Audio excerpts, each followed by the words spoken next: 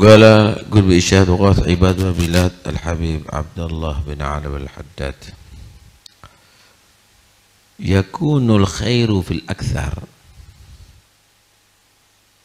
Kebaikan itu terjadi di kebanyakan hal.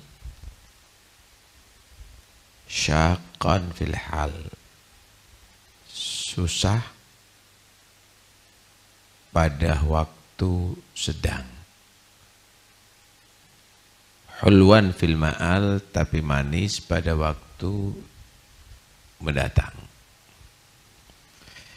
Pertamanya susah, tapi akhirnya menyenangkan. Itu biasanya kebaikan begitu. Nah. Wa mathalu fa'ilihi, perumpamaan pelaku kebaikan. Mathalul ladzi yas'ad fil aqabatil ka'ud, seperti orang yang naik ada di tanjakan yang susah, tanjakan yang tinggi, naik berat. La yajidur raha, orang itu tidak mendapatkan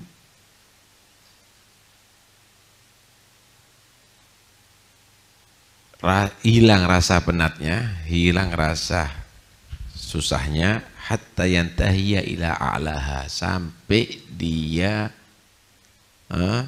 sehingga dia sampai pada puncaknya.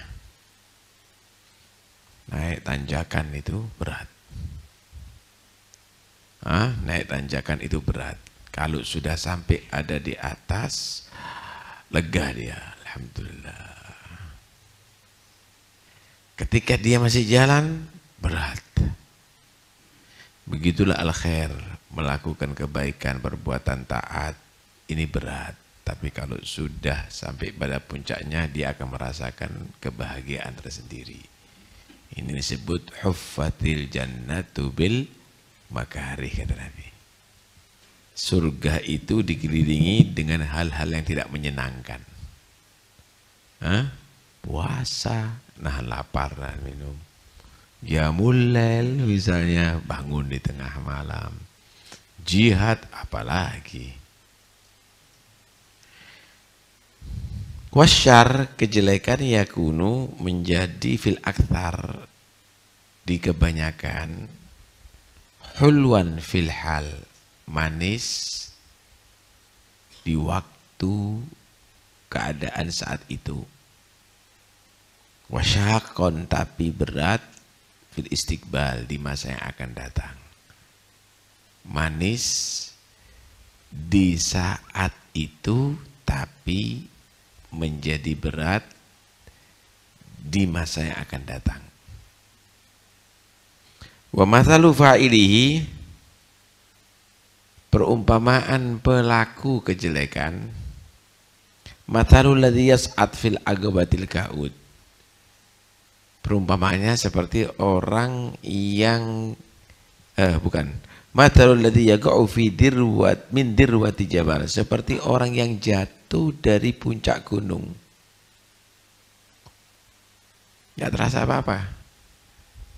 Loncat misalnya atau dilempar, enggak terasa apa-apa. Au baitin, atau rumah tingkat misalnya. La yajidul alam, dia tidak merasakan sakit, hatta yaqa'a, sehingga dia sampai alal ardi, di bumi. Baru dia sakit.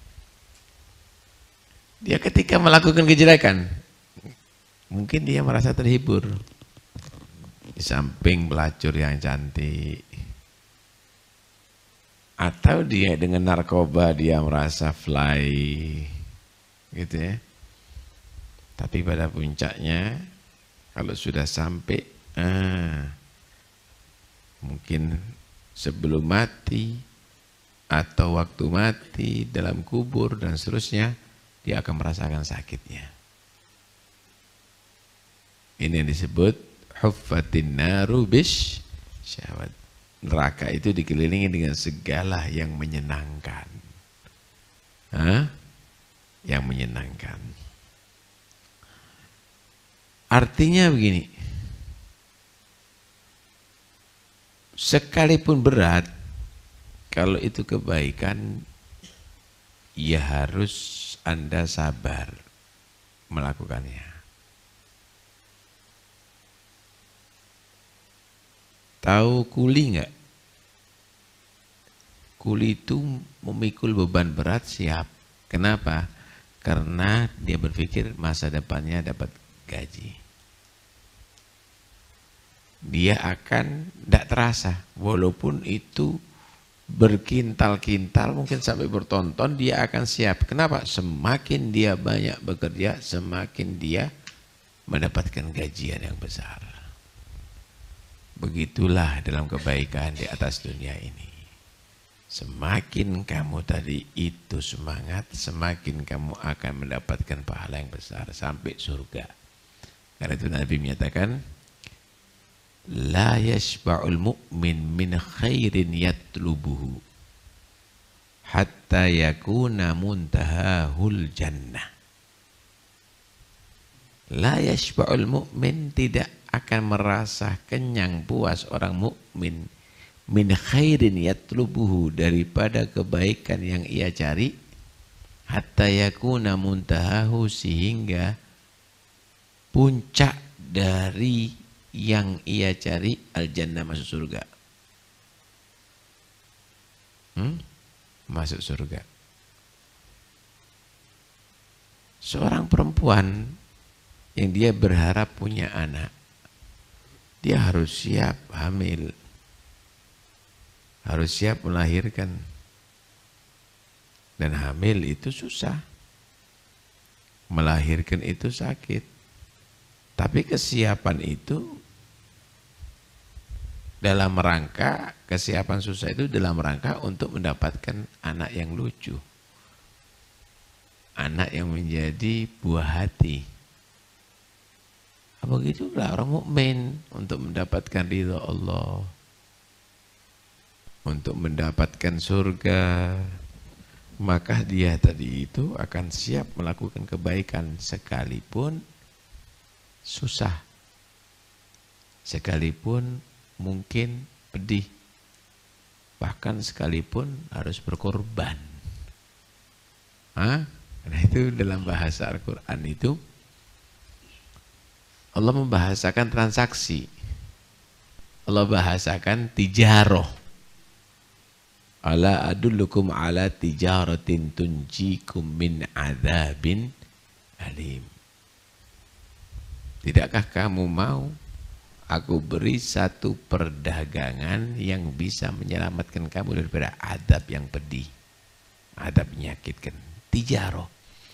Padahal itu adalah bukan tijarah, perbuatan taat. Kenapa? Karena manusia tadi itu pada umumnya, dia tadi itu berharap imbalan.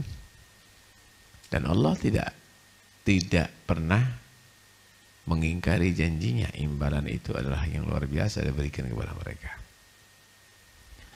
Ayat yang lain, innallaha ashtara minal mu'minina anfusahum wa amwalahum bi anna lahumul jannah. Allah siap membeli dari orang beriman ini. Siapa yang mengorbankan dirinya untuk Allah, siapa yang mengorbankan hartanya untuk Allah, dia akan hidup selama-lamanya di surga Allah. Anda kalau mati biasa, Anda akan tidak bernilai. Tapi kalau Anda mati karena Allah, maka Anda bernilai. Ini jangan dibahasakan harus bawa bom bunuh diri. Artinya kamu jadikan usahanya kamu untuk membela agama Allah. Transaksi nih. Mau mengorbankan diri, masuk surga selama-lamanya. Kamu hidup ada di sana dalam kenikmatan yang tiada taranya. Mau mengorbankan harta, kamu akan mendapatkan kenikmatan yang luar biasa. Bahasanya syira. Bahasanya tijarah ada di situ. Gambaran yang lainnya, mencari ilmu itu adalah susah. Harus ngapalkan. Harus mutola'ah, harus murojaah, mungkin harus mencatat tagyid itu dan ini. Susah. Ini ibarat orang mendaki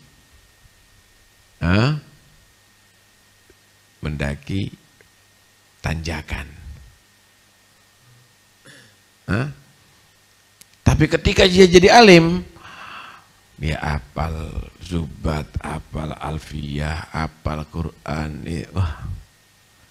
dia akan merasakan rohah, dia akan merasakan kebahagiaan dari situ. Maka dia akan didatangi orang-orang untuk belajar. Setelah dia menjadi orang yang terhina karena mencari ilmu, maka dia menjadi orang yang mulia karena dimintai ilmu. Karena itu dikatakan azaz dalaltu taliban wa azaztu matruba. Nah,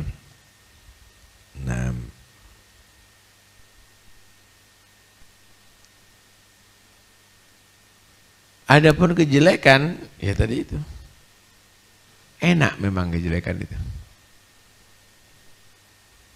Seperti orang terjun dari gunung, nggak terasa sakit, tapi ketika sudah sampai ada di daratan, baru dia hancur semuanya dia. Dia akan merasakan kesakitan yang luar biasa. Karena itu bahasa di yang lain Al-Quran, wal aqibatu lil muttaqin, ay al aqibatul mahmudah.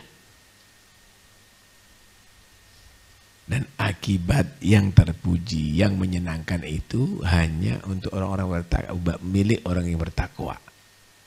Wal aqibatu lil muttaqin dan seterusnya dan seterusnya.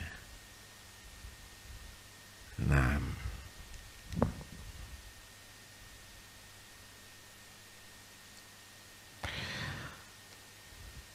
sebagian orang kadang-kadang maksiat, kadang-kadang orang kafir, dia tadi itu merasa dirinya sukses. Memang sukses,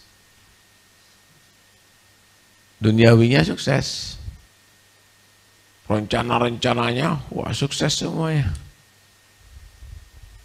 tapi ternyata terakhirnya hancur. Karena itu Allah menyatakan wadarni wal mukadzibin ulin na'mati wa mahilhum qalila. Tinggalkan itu orang yang mempunyai banyak kenikmatan tuh. Orang-orang yang bohong, biar. Membohong, mendustakan Nabi, biar. Memang Allah tunda, nggak langsung. Tapi ketika di perang Badar, mereka gugur, mereka hancur. Orang yang zalim kadang-kadang sukses, tapi ketika kemaksiatan, kezaliman itu kesuksesan, tunggu sebentar lagi kehancurannya. Nah, tunggu sebentar lagi kehancurannya. Silakan melakukan itu. Ente kira orang yang zalim itu akan menjadi khalifah di atas bumi. Khalifah itu bagi orang-orang yang saleh. Khalifah itu bagi orang yang saleh. Orang yang zalim nanti akan dikenang kezalimannya, kejahatannya. Nggak akan bisa ditutupi dengan apapun.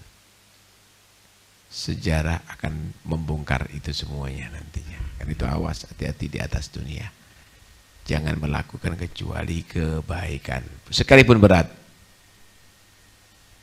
Sekalipun berat. Orang jujur, orang amanat, orang itu berat. Tapi nggak ada yang gagal, pasti sukses. Tapi memang ujiannya berat, seperti mendaki di tanjakan. Tapi kalau sudah sampai ada di atas, maka akan merasakan kebahagiaan. Wallahu ghalibun ala amrih. Allah itu pasti menang kok. Allah nggak bisa dikalahkan. Yang dia membela Allah pasti menang. Karena Allah tidak bisa dikalahkan. Cuma begitulah. Kelaliman, kedzaliman itu ya terjadi untuk menguji bagaimana kejujuran orang yang membela agama Allah.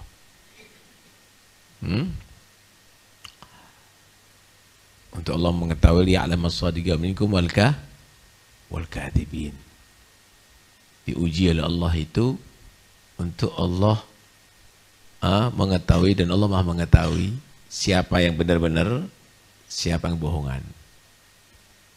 Paham nih ya? Ini misal.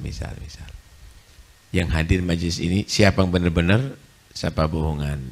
Itu ada. Santri yang ada di pondok, siapa benar-benar nanti, siapa yang bohongan. Yang berangkat haji, siapa yang benar, siapa bohongan. Orang yang aku beriman, siapa yang benar, siapa bohongan, dari ujian itu akan dapat. Santri itu kalau ada ujian baru kelihatan mana santri beneran, mana yang bohongan. Yang bohongan nilainya merah itu. Yang beneran bagus-bagus dia tadi itu. Begitulah juga orang-orang yang beriman ini diuji. Diuji dengan apa? Dengan orang zalim. Dengan kedzaliman. Semakin tinggi derajat manusia, semakin gede musuhnya. Nabi Muhammad disediakan Abu Jahal. Nabi Musa disediakan Fir'aun. Nabi Ibrahim disediakan Namrud. Lah ente musuhnya dari medsos saja bingung. Nggak kelihatan lagi orangnya. Biasa aja. Paham ya? Biasa aja. Nah, ujian, siapapun orang yang diuji dan dia sukses, maka dia akan menjadi orang yang lulus. Layak untuk dia tadi itu menjadi orang khusus. Nah, karena itu ketika ujian datang kepada kamu, seharusnya syukur. Alhamdulillah, ini mau dapat nikmat apa dari Allah ini? Ketika ada ujian datang kepada kamu, kamu bahagia. Wah, ini berarti kesempatan kita untuk mendapatkan kenikmatan dari Allah Subhanahu wa Ta'ala. Juga bukan susah. Justru kalau nggak diuji, ini nggak naik. Nggak usah diuji. Udah itu catat aja kosong, nggak apa-apa yang dikasih kan. Iya, nggak naik. Begitu juga kehidupan di atas dunia ini. Ketika kamu tidak ada ujian, kamu tidak akan naik. Jangan-jangan kamu adalah yang ditolak oleh Allah, sebagaimana santri yang tidak diuji, tidak ditanya sama guru, tidak perhatikan, jangan-jangan dia adalah santri yang dibenci oleh guru. Sekali lagi, kebaikan itu kebanyakan susah di awalnya, tapi manis ada di akhirnya. Sama dengan pendaki tanjakan, berat dalam pendakiannya, tapi ketika sampai pada ada di puncak, dia merasakan kebahagiaan dan dia merasa ringan dan bahagia. Adapun kejelekan itu kebanyakan adalah menyenangkan di awalnya, tapi menjadi susah dan sakit ada di akhirnya. Seperti orang yang terjun dari gunung atau dari bangunan yang tinggi, dia tidak merasakan sakitnya, tapi pada akhirnya ketika sampai ada di dasar dan daratan, maka dia akan merasakan kesakitan di situ. Akibat kejelekan pasti akan sampai kepada yang menyakitkan, yang tidak ia senangi. Akibat kebaikan akan menjadikan satu kebahagiaan dan kesenangan. Wallahu a'lam.